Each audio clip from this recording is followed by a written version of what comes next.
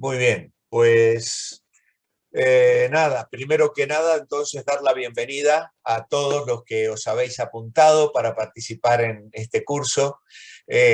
Ha sido una iniciativa en la que he estado pensando durante varias semanas, orando, preguntándole al Señor si era su voluntad. Estuve mirando varios materiales que dispongo para dar las clases y luego planteándome realmente si era oportuno tomar un tiempo de mi ministerio para intentar llevar adelante esta tarea. Y estaba en ello la semana pasada precisamente y mientras estaba mirando unos materiales, recibo una llamada telefónica de una persona de otro lugar de España que me decía: pastor, necesito un discipulado, necesito un discipulado. Fue impresionante, la verdad. Fue como Pablo, el varón macedonio, que le decía: pasa a Macedonia y ayúdanos, ¿no? Y la verdad es que fue de parte del Señor un impacto a mi corazón y me confirmó que era oportuno proponer esta clase, ¿no? Así que bueno, aquí estamos, les agradezco a todos, tenemos hasta el momento unas 17 personas apuntadas de distintos lugares del mundo, de Galicia, de España y de varias naciones. Y la verdad es que yo me había conformado con reunir 10 nada más. Dije, bueno, yo con 10 que creo que ya vale la pena, aunque hubiera sido uno, porque muchas de estas lecciones las hago individualmente también, ¿no? Por supuesto. Pero bueno, el Señor ha querido que seamos este grupito de 17, a lo mejor con el paso del tiempo se van añadiendo más personas y esperamos que esto pues sea de mucha bendición para cada uno. Quiero recordarles que este fin de semana, del sábado al domingo, aquí en España, cambiamos la hora. Retrasamos el reloj una hora. Esto lo hacemos 2 veces al año. Lo hacemos ahora y lo hacemos al final de marzo. Y esto hace que los relojes se vuelvan un poco locos, especialmente con los que viven en otros lugares del mundo. No es tan complicado. La única diferencia va a ser que la semana que viene, en lugar de tener 5 horas de diferencia, vamos a tener 4 horas de diferencia, ¿no? Entonces, va a ser una hora más tarde para vosotros, ¿vale? Porque nosotros vamos a seguir haciendo esto a las 9 de la noche. Entonces, los que hoy estáis a las 4 de la tarde, el próximo viernes va a ser a las 5 de la tarde, ¿vale? Porque nosotros habremos retrasado el reloj una hora. Yo lo voy a recordar de todas maneras luego cuando mande el enlace.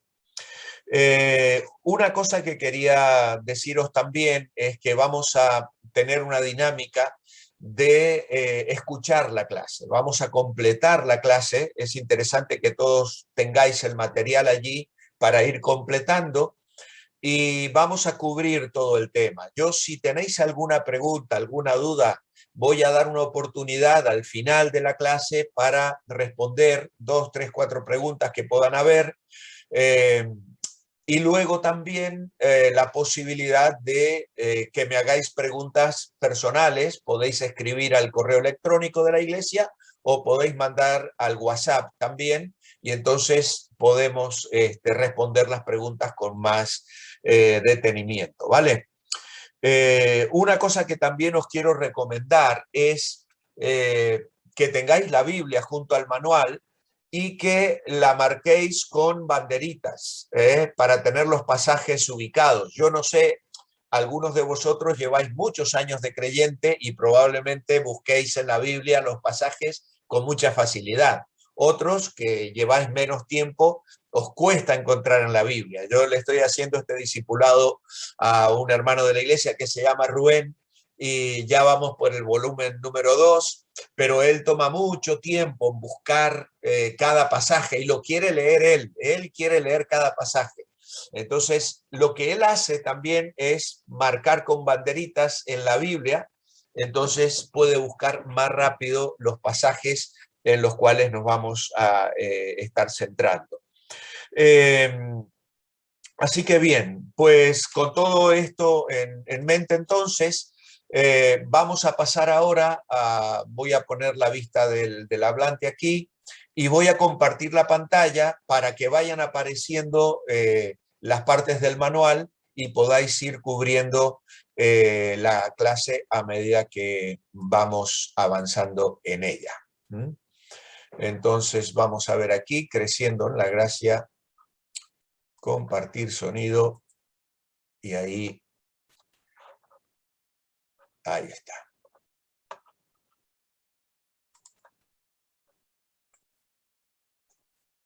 Muy bien. Pues bien, ahí tenemos entonces el cartel de introducción, que es nada más que la presentación de esta clase que hemos llamado Creciendo en la Gracia.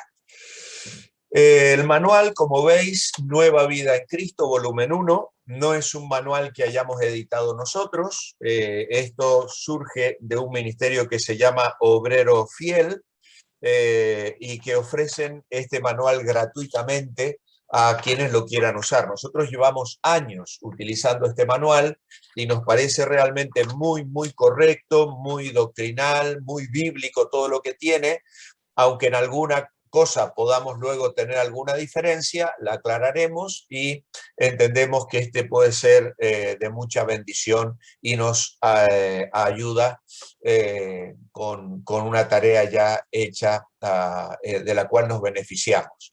Ya tenéis el contenido allí en la segunda página. Como veis, se trata de 13 pasos, 13 lecciones. Iremos viendo una por semana. Por lo tanto, creo que hasta finales de enero, más o menos, vamos a estar con el primer volumen. Luego haremos un descansito y depende de también los que se quieran inscribir para el segundo volumen, pues podremos seguir adelante cubriendo las áreas que los materiales nos van presentando. Obviamente que este material está organizado primeramente para dar la bienvenida a la familia de Dios.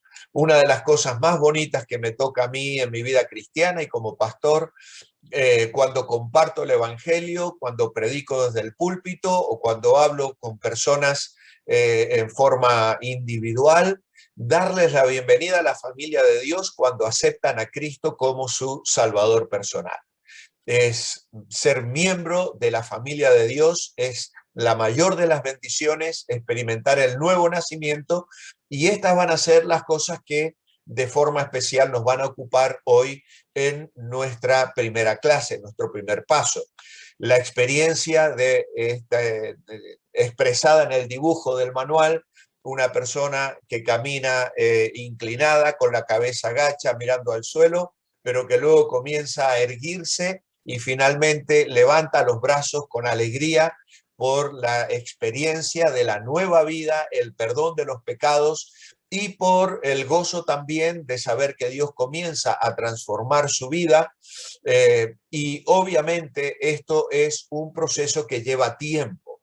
Ayer mismo estábamos en un grupo de hogar, también por Zoom, y uno de los hermanos participantes nos decía eso, que él tiene problemas en su vida porque no puede perdonar personas muy cercanas que le han hecho graves daños en su vida y que se lo continúan haciendo. Y entonces estuvimos hablando acerca de cómo Dios trabaja en nuestras vidas. Tenga paciencia y espere, porque Dios hará maravillas en su vida. Y esas maravillas Dios las va haciendo precisamente con la aplicación de la palabra de Dios, que es el fundamento y la base de lo que vamos a estar viendo. Por eso es que también este manual nos va a estar proponiendo ejercicios espirituales. Como un nuevo seguidor de Cristo, debe comenzar el proceso de discipulado y hay ciertos ejercicios espirituales que le fortalecerán. Cuanto más los practique, más fuerte será. Y tenemos ahí la imagen levantando pesas. Algunos de nosotros solemos nadar, a mí me gusta también ir en bicicleta, en fin, intentar hacer cierta clase de ejercicio que beneficia mi salud, mi estado físico, me permite estar fuerte mentalmente, físicamente y por supuesto espiritualmente. En algún lugar del Nuevo Testamento Pablo dice que el ejercicio físico para poco aprovecha. Obviamente que el ejercicio espiritual es mucho más provechoso y tenemos que esforzarnos en él. Más adelante veremos cómo Pablo llama al ejercicio espiritual disciplina. El creyente tiene que aprender disciplinas en la vida cristiana y aquí tenemos enumerada una serie de cosas que hacer, orar, leer la Biblia, asistir a la iglesia, que van a ser los temas que vamos a estar viendo en este primer volumen, viernes tras viernes. Así que no hace falta que nos detengamos en él. Comenzamos entonces con la vida pasada, con el paso número 1. Y tenemos aquí la primera de las lecturas, Efesios capítulo 2, versículo 1. Dice lo siguiente: vosotros estabais muertos en vuestros delitos y pecados. La versión Reina Valera que muchos de vosotros utilizáis, en realidad dice, y Él os dio vida a vosotros. Tengo que deciros que esta frase, y Él os dio vida a vosotros, es verdad, pero no aparece en el original. Por eso las nuevas versiones ahora traducen directamente como yo he leído. Vosotros estabais muertos en vuestros delitos y pecados. Y Él os dio vida parece ser una transliteración de unos versículos más abajo, creo que el versículo 5, donde dice allí que Él nos dio vida juntamente con Cristo. Así que es una verdad, pero debemos ser fieles a lo que entendemos, dice el texto, y en este sentido, la idea aquí es que Pablo les está recordando la situación, la condición en la cual ellos se encontraban. ¿Y cuál era nuestra condición antes de que Cristo nos diera vida eterna? Pues la respuesta la tenéis allí. Nuestra condición era de muerte espiritual a causa de nuestra desobediencia y muchos pecados. Así que ahí, si queréis cubrir ese blanco, lo tenéis también allí para poderlo copiar. Si queréis ponerlo más corto, también de muerte espiritual por nuestros delitos y pecados. Habíamos desobedecido y esto realmente era una situación verdaderamente seria. Eso es lo que Pablo está queriendo recordar aquí. Él habla con seriedad de la pecaminosidad anterior que habían experimentado los efesios y nosotros, los creyentes, porque realmente nuestra situación era de perdición. La palabra en aquí, cuando dice vosotros estabais muertos en vuestros delitos y pecados, indica el dominio o la esfera en la que existen los pecadores no regenerados. Los pecadores no regenerados todavía, las personas que no han aceptado a Cristo como su Salvador personal, se encuentran en una esfera de pecado bajo el dominio del pecado. Y esa es una situación verdaderamente triste, grave y seria. No están muertos a causa de actos pecaminosos que hayan cometido, sino debido a la naturaleza pecaminosa. Por eso, una naturaleza que ya recibimos los seres humanos en el momento mismo de nuestro nacimiento. Luego tenemos un segundo punto. En Romanos 3:23 leemos lo siguiente. Para responder a la pregunta, ¿ha pecado toda persona? Romanos 3:23 afirma lo siguiente. Por cuanto todos pecaron y están destituidos de la gloria de Dios. Y allí tenéis un cuadrito para poner sí o no. ¿Ha pecado toda persona? Pues obviamente la palabra de Dios afirma que sí.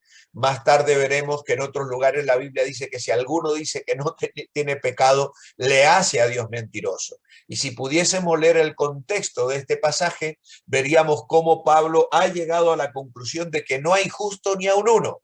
No hay quien busque a Dios. Unos versículos antes, el apóstol toma pasajes del Antiguo Testamento en este mismo capítulo para afirmar exactamente esto. No hay justo ni aun uno, no hay quien entienda, no hay quien busque a Dios, todos se desviaron. Entonces, ¿Cuál era la condición en que nos encontrábamos antes de que Cristo nos salvara?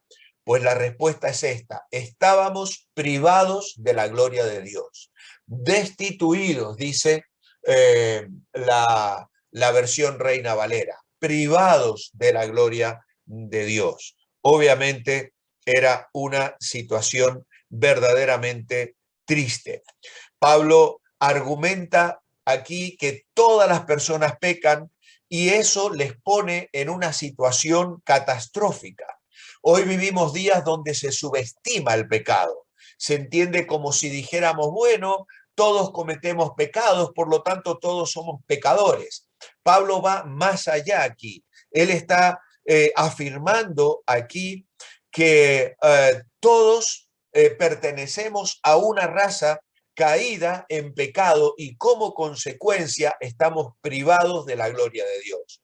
Lo que Pablo afirma aquí es que todos nosotros hemos pecado tan ruinosamente como pecaron nuestros primeros padres. Un pecado registrado en Génesis capítulo 3, la caída en Edén de nuestros primeros padres, Adán y Eva, lo que los llevó a ellos al pecado y los llevó a la muerte. Temas que luego en Romanos 5 Pablo también va a desarrollar. Podríamos parafrasear aquí lo que Pablo está diciendo: todos han pecado, todos los que han pecado son pecadores y todos los pecadores están separados de Dios. Esa es una situación real y trágica en la que se encuentra toda persona que no ha experimentado todavía un encuentro con Cristo. La Biblia dice que estábamos condenados. ¿Por qué?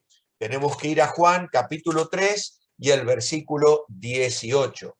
Y leemos allí Juan 3, 18, el que en él cree no es condenado, pero el que no cree ya ha sido condenado porque no ha creído en el nombre del Hijo único de Dios. Así que la respuesta aquí es que ¿por qué estábamos condenados? Por no haber creído en el único Hijo de Dios, no haber creído en ese nombre. El que en él cree no es condenado, pero el que en él cree no es condenado, pero el que no cree ya ha sido condenado porque no ha creído en el nombre. Esta frase literal es una frase con un contenido realmente interesante, porque la idea de creer es como si entráramos en el nombre, dentro del nombre. Significa mucho más que un asentimiento intelectual de las afirmaciones del Evangelio. Incluye confianza y compromiso con Cristo como Señor y Salvador, que traen como resultado recibir una nueva naturaleza y que a su vez produce un cambio verdadero en el corazón y nos motiva a una vida de obediencia en el Señor. Por eso la Escritura aquí da como sentado el hecho de que una persona que se está negando a entrar en el nombre, a creer en el nombre, se está poniendo fuera de esa bendición. Cuando Jesús habla acerca del que no cree, se está refiriendo a aquel que rechaza por completo a Jesús o que hace caso omiso de él. No se está refiriendo al que tiene dudas momentáneas. Lamentablemente hay muchas personas hoy que no han entendido el Evangelio. Una de las cosas que yo siento como desafío es poder llegar a las personas para explicarles el Evangelio y luego que esas personas decidan aceptarlo o rechazarlo, pero habiendo por lo menos entendido el Evangelio. Lamentablemente, en la sociedad actual, el cristianismo nominal ha vacunado a las personas contra el Evangelio. Y lo que la gente mayormente rechaza no es realmente el Evangelio, sino una pantomima del Evangelio, porque es lo que la Iglesia Católica ha hecho a lo largo de los siglos. Y eso, por eso, por ejemplo, aquí en España, nos es tan difícil llegar a las personas que han asumido que que la religiosidad lleva a una vida completamente diferente a lo que el Evangelio realmente proclama.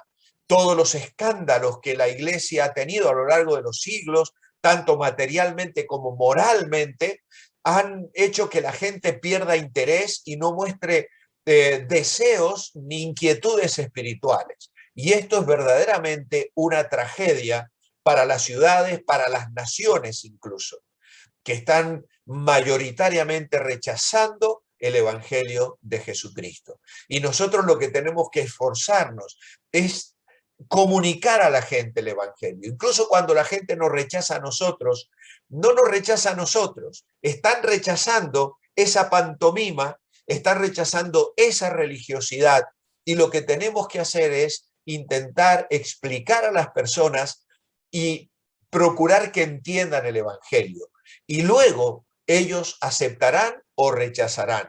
Y en este sentido, cuando las personas, entendiendo el mensaje, luego lo rechazan, caen lamentablemente en ese estado de condenación por no creer en el nombre, por no entrar, diríamos, a esta experiencia de pertenecer al Señor. Muy bien, seguimos adelante y tenemos otro título, la obra de Dios. Vamos a tener que apurar un poquito porque si no el tiempo nos va a ganar hoy. La obra de Dios, Efesios capítulo 2, versículos 4 al 5. Volvemos otra vez a este precioso capítulo que dice: pero Dios, que es rico en misericordia, por su gran amor con que nos amó, aun cuando estábamos nosotros muertos en pecado, nos dio vida juntamente con Cristo. Es por gracia que sois salvos. ¿Cómo se describe a Dios aquí? Bien, aquí a Dios se le describe como rico en misericordia y como un Dios que nos ama. Realmente este pasaje de Efesios es maravilloso. En alguna otra ocasión vamos a detenernos nuevamente en él para dar más detalles de lo que este capítulo nos presenta. Pero básicamente la mirada de nuestro corazón se eleva para ponerla en un Dios de amor y de misericordia que nos ama. Según este pasaje, ¿qué ha hecho por nosotros? Pues Pablo dice, nos dio vida juntamente con Cristo. Esto es lo que Dios hizo por nosotros. Cuando Cristo estaba allí en la cruz del Calvario, Él estaba padeciendo por nuestros pecados. El cuadro tenebroso de quienes estábamos muertos en pecado, que ha destacado en el versículo 1, estábamos muertos en nuestros delitos y pecados, se transforma ahora en un cuadro luminoso de quienes somos objeto de la misericordia y del gran amor de Dios y de la gracia que es el amor inmerecido y la bondad de Dios. Movido por su amor, Él nos dio vida en Cristo y nos hizo partícipes de su resurrección y de la entronización, donde abundó el pecado, sobreabundó la gracia. Una de las cosas que es importante recordar es que estamos tomando algunas frases de algunos pasajes que hemos seleccionado, pero es importante luego que vosotros podáis leer el contexto, los versículos anteriores y los versículos posteriores, para que podáis realmente tener una idea más completa de lo que la palabra de Dios nos está queriendo decir. Obviamente, por el tiempo no podemos detenernos nosotros aquí, pero os recomiendo que si luego tenéis tiempo, podáis tomarlo para leer los versículos anteriores y posteriores de este capítulo. Es muy, muy especial. Luego tenemos Romanos capítulo 5 y el versículo 8. Otro pasaje clave que además debemos memorizar. Dice: mas Dios muestra su amor con nosotros en que cuando aún éramos pecadores, Cristo murió por nosotros. ¿En qué forma nos muestra Dios su amor? En que aún siendo pecadores, envió a Cristo a morir por nosotros. Hay personas que van por la vida diciendo, oh, ¿por qué Dios no habla? ¿O por qué Dios no se revela? Si yo pudiera ver a Dios, si yo pudiera tocar a Dios, si Dios me hablara. Dios ya dijo todo lo que tenía que decir en la persona de Jesucristo. Dios ya reveló y demostró su amor. Y la mayor prueba del amor de Dios y del deseo de Dios de salvar a los seres humanos, dice Pablo aquí, dice la Biblia, es por medio de la muerte de Cristo. Merece tomarse el tiempo presente del término demuestra aquí. La muerte de Cristo ocurrió en el pasado. Él murió hace más de 2000 años atrás, pero sigue siendo una prueba presente de la actitud de Dios hacia el ser humano, del sentimiento del corazón de Dios. Dios demuestra su amor por el pecador mediante la muerte de Cristo. La cruz no es un intento de cambiar el enojo de Dios en amor, sino una prueba en sí del amor que Dios tiene hacia el pecador. Además, es una prueba de la naturaleza extraordinaria de este amor, porque Cristo murió. Si leéis el contexto de Romanos 5, del 1 al 10, vais a ver allí que Cristo murió por nosotros cuando todavía éramos débiles, dice el versículo 6.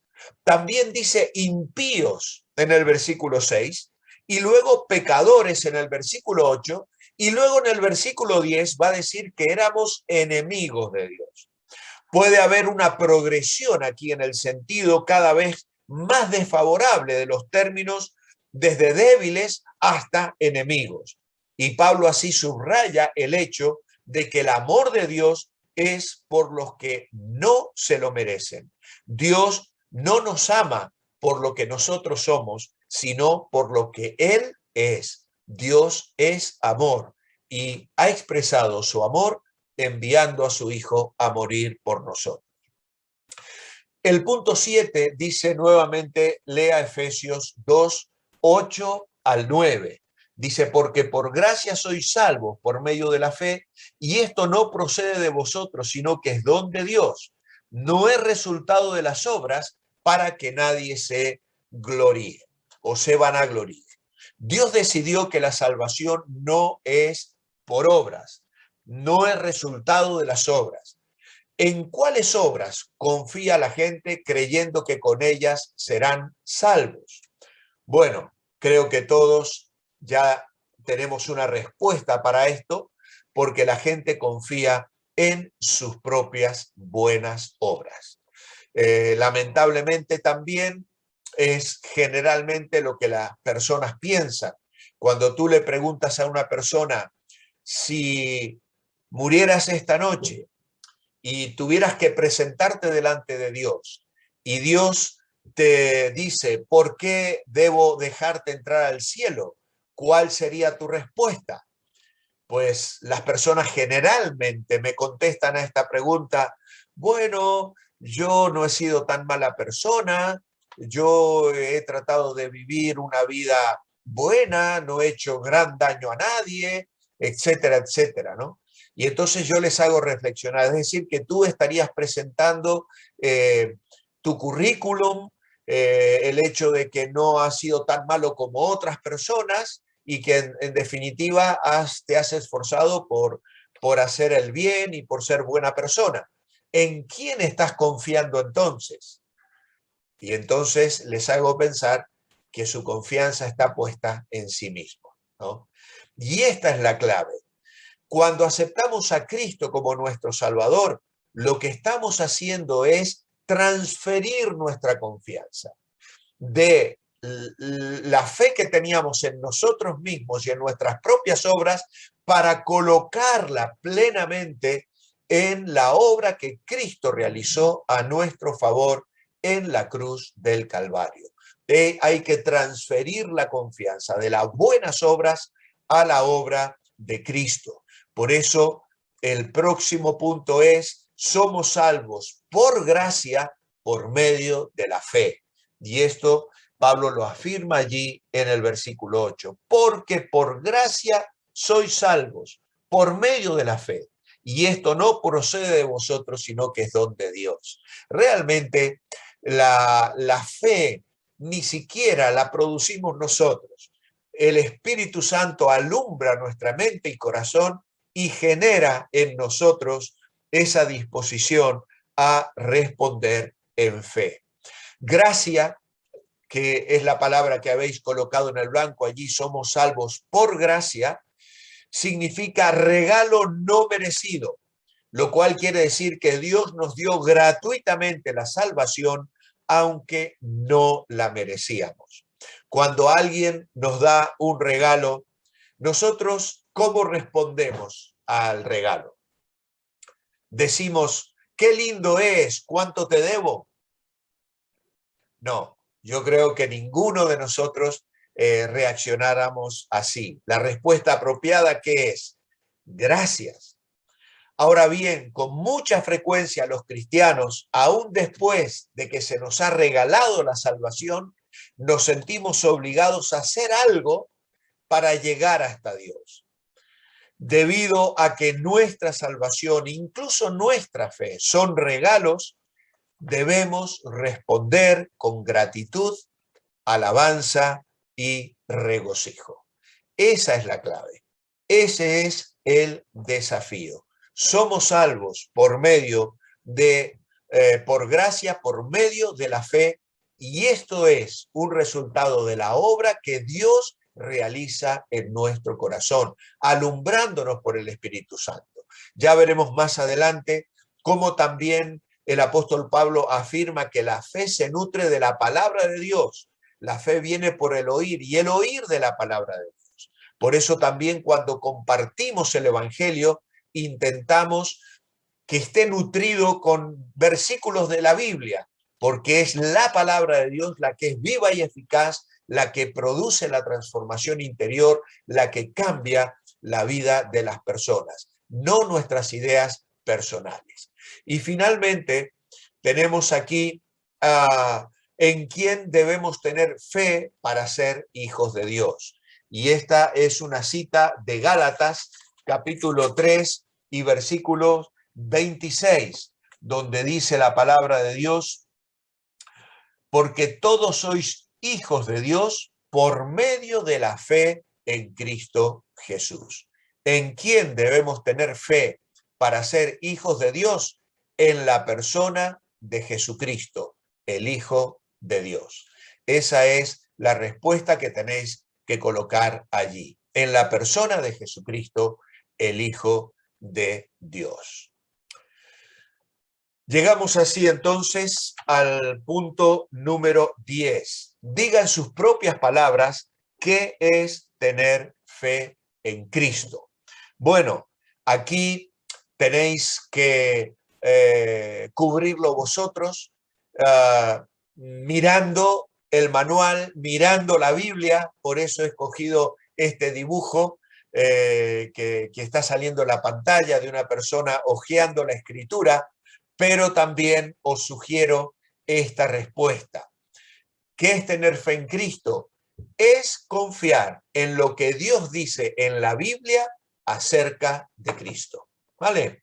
Creo que esta es una muy buena respuesta que puede ayudarnos para tener en claro qué significa tener fe en el Señor. Confiar en lo que Dios dice en la Biblia acerca de la persona de su Hijo, de Cristo Jesús.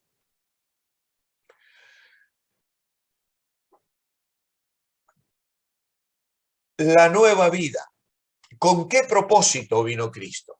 Bueno, ahora tenemos que ir al Evangelio de Juan, a uno también de los pasajes tal vez más famosos del Evangelio y de las palabras del Señor Jesucristo.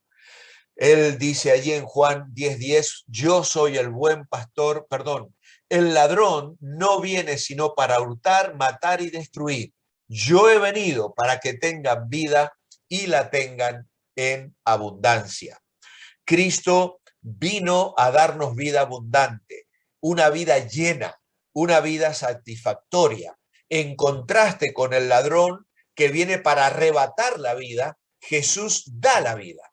La vida que Él da ahora es abundantemente más rica y plena, es eterna y sin embargo comienza de inmediato. La vida de Cristo se disfruta en un plano más elevado debido a su sobreabundante perdón, su amor y su dirección. Por eso es importante que nosotros aceptemos esa vida. Al confiar en Cristo, vivimos una vida abundante que comienza aquí en la tierra y se va a prolongar por toda la eternidad. ¿Qué ofrece Dios a quien recibe a Cristo? Juan capítulo 1 y versículo 12. Mas a todos los que la recibieron, a quienes creen en su nombre, les dio potestad de ser hechos hijos de Dios. Dios ofrece a los que reciben, a los que creen en Cristo, el derecho de ser hechos hijos de Dios. Por eso es que hablamos de un nacimiento espiritual. Aquello que le dijo el Señor Jesús a Nicodemo, te es necesario nacer otra vez.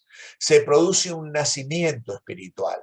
Por eso hablábamos al comienzo también de dar la bienvenida a la familia de Dios, porque comenzamos a experimentar la bendición de haber nacido espiritualmente y reconocer a Dios como nuestro Padre.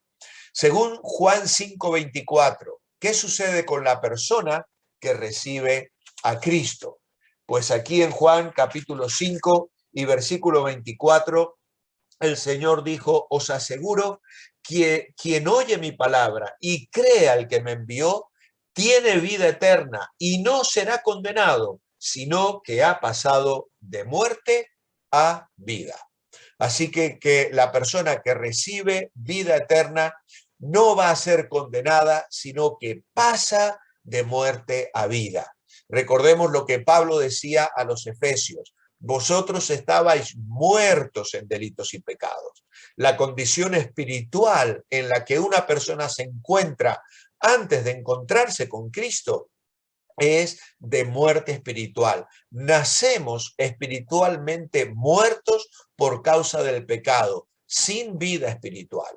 Y es por eso que a medida que crecemos y que nuestra mente se desarrolla y tenemos la capacidad de comprender entre lo bueno y lo malo, llega un punto en la vida en la que nos damos cuenta que necesitamos la vida de Dios, experimentar este don que Dios da a todo aquel que cree en Jesucristo.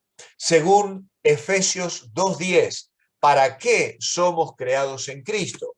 Y tenemos que regresar a esta cita nuevamente. Nosotros, dice Pablo allí, somos hechura suya, creados en Cristo Jesús para realizar buenas obras, las que Dios preparó de antemano para que vivamos de acuerdo con ellas. Así que lo que nos está diciendo Pablo aquí es que somos creados en Cristo para hacer buenas obras, para hacer buenas obras. No hacemos buenas obras para glorificarnos a nosotros mismos, sino para glorificar a Dios. Pablo quería que Cristo fuese magnificado en su cuerpo, aun si eso significaba la muerte. Debemos abundar en toda buena obra, llevar fruto en toda buena obra, dice Pablo a los colosenses.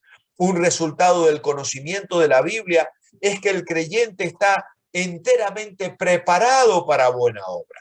Por eso es importante este discipulado, ir cubriendo áreas de aprendizaje espiritual y bíblico. ¿Por qué?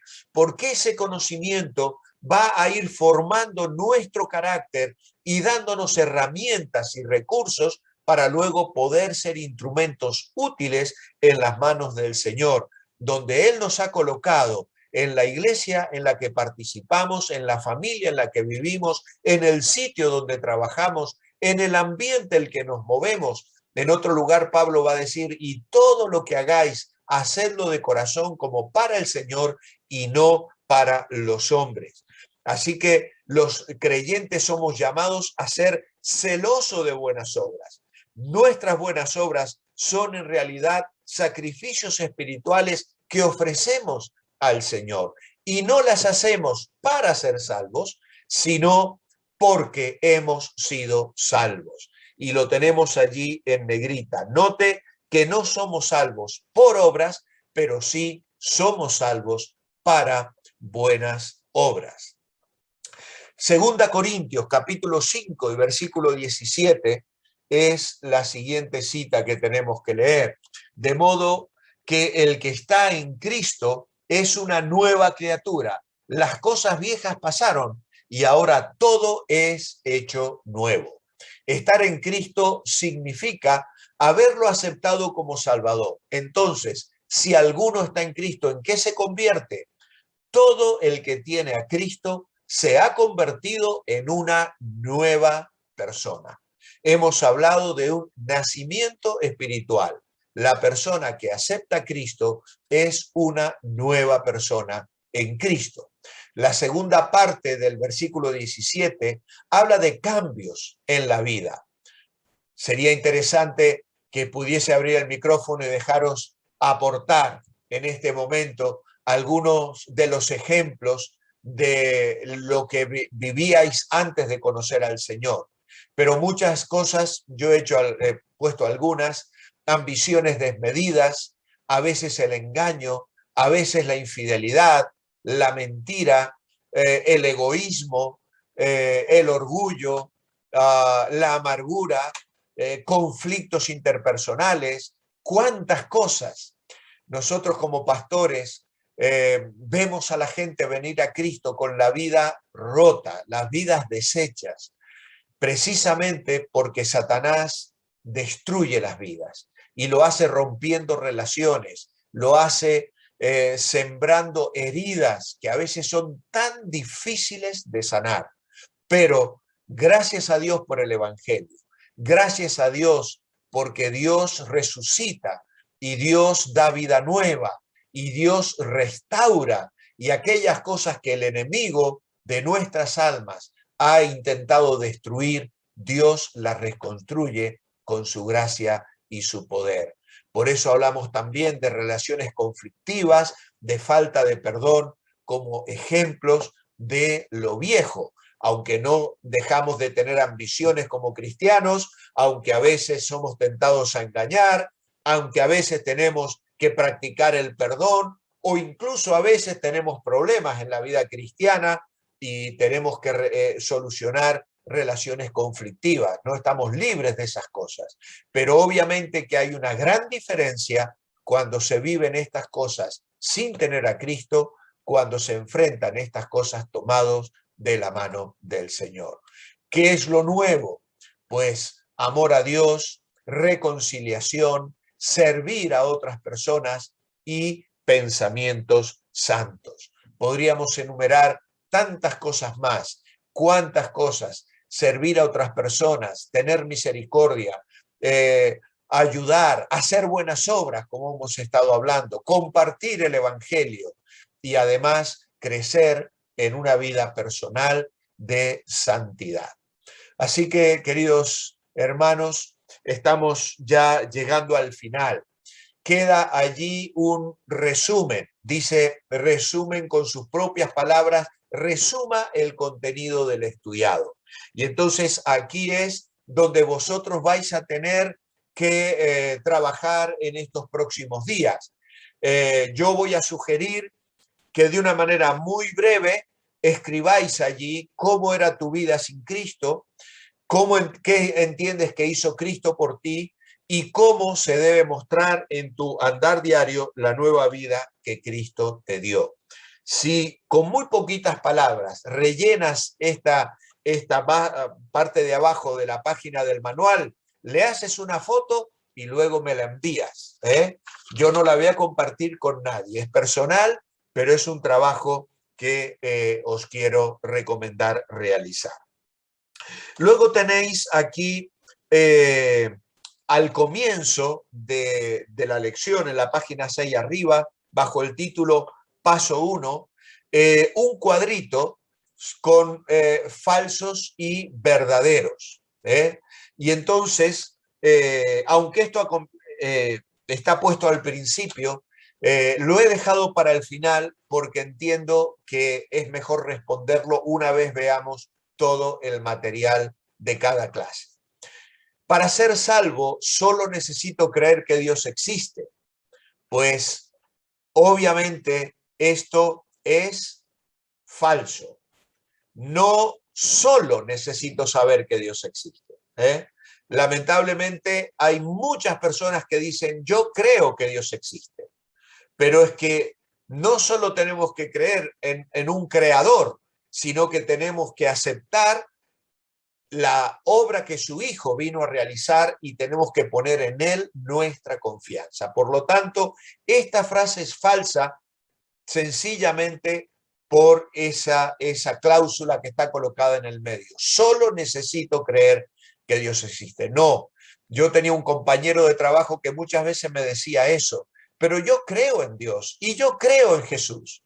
Pero claro, él creía en Jesús como creía en Colón o en San Martín o en algún prócer de la antigüedad, ¿no? Yo puedo creer realmente que Colón existió, y aunque muchos duden si era catalán, si era español, si era de italiano, no sé, tantas versiones que hay, ¿no?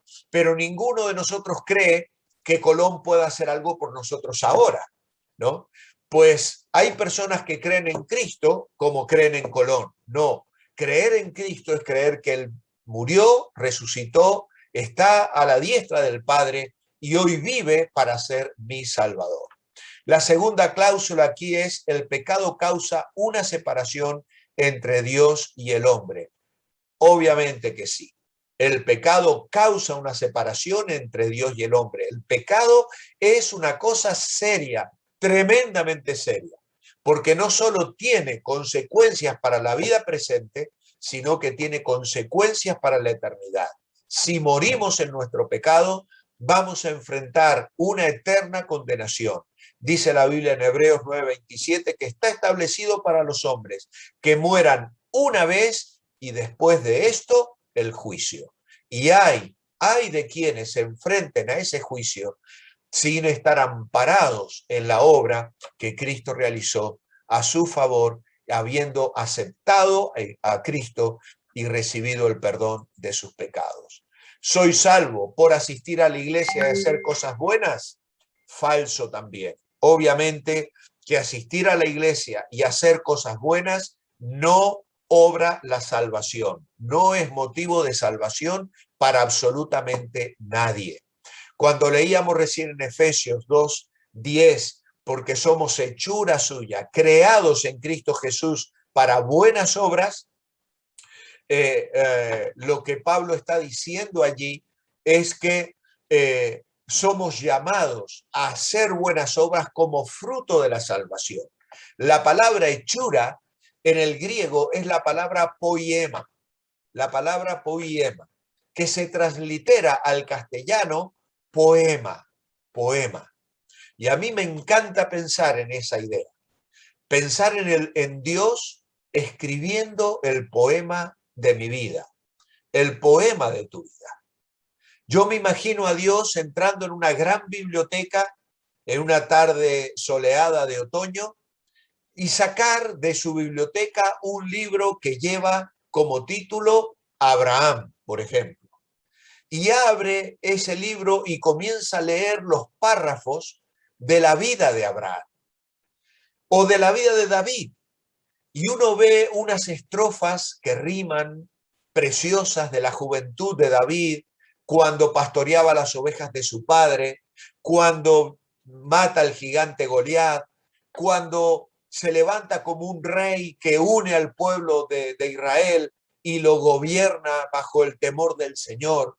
Son estrofas bellísimas.